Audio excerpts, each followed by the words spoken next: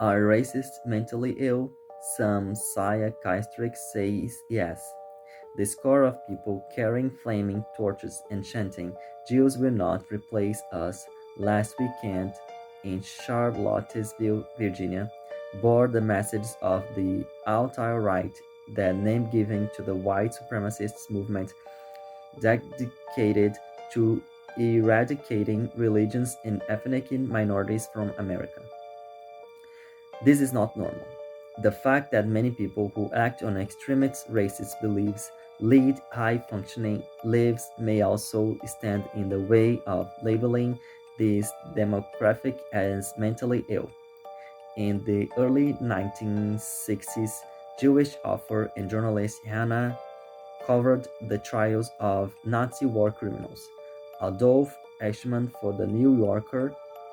She was shocked that half a dozen of psychiatrists had certified each man as normal, despite the fact that he orchestrated the mass murder of millions of Jews.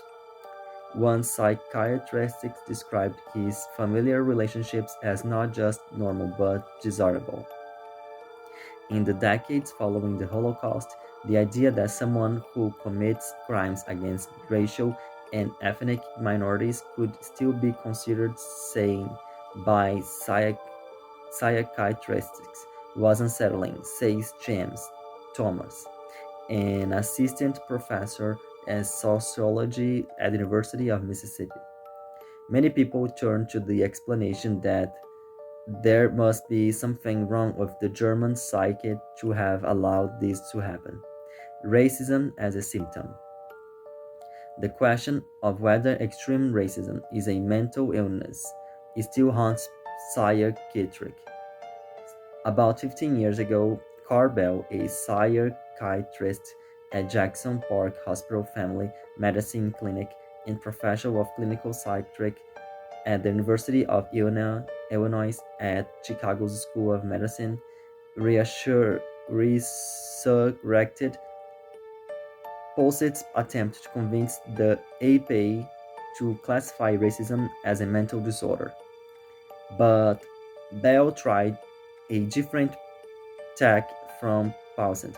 He viewed extreme racism as a type of pathological bias that signaled an underlying personality disorder.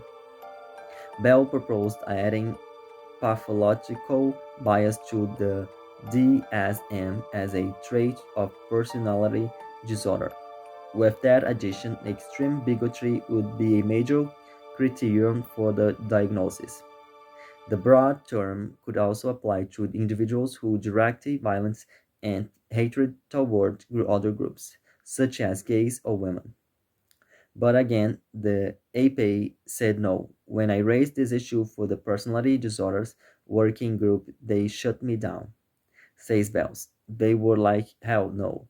As in decades past, the APA justified their objection on the grounds that racism is and always has been entrenched in society and has been entrenched in society.